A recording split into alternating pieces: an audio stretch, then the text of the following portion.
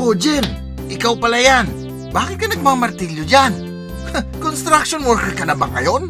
Hindi po, Tito. Tinutulungan ko lang mga trabador para matapos tong bahay. Akala ko karpentero ka. Ipapaayos ko sana yung mamahaling bahay ng aso ko eh. Kaninong bahay ang inayos nyo? Bahay ko, Tito. Ay, bahay mo to? Wow! Last time lang, nakita kitang natutulog sa gilid ng kalsada. Pagod lang ako doon, Tito, kaya nakatulog ako sa daan. Sorry.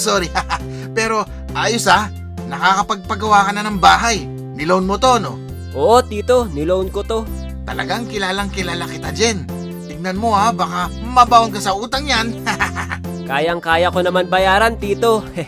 Sos, yumayabang na. Buti naman kung ganon. Ilang palabag ba tong pinapagawa mo? Bungalow lang to, Tito. Bungalow lang. Akala ko pa naman 2 stories tong pinapagawa mo. Ilang square meters to, Jen? 100 square meters lang to, Tito.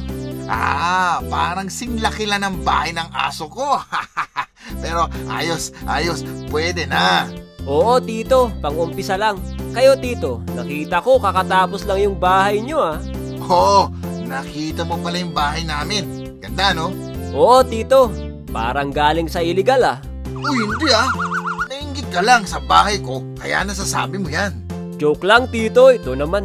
Ilang square meter ba yung bahay nyo, Tito? Hindi ko alam Siguro kung ikukumpara ko sa bahay mo, mga 10 ganyan.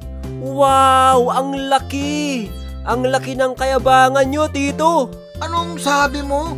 Sabi ko, ang laki siguro ng bakuran nyo, Tito. Oo naman, may swimming pool pa. Yung garahe namin kasyang 10 sasakyan.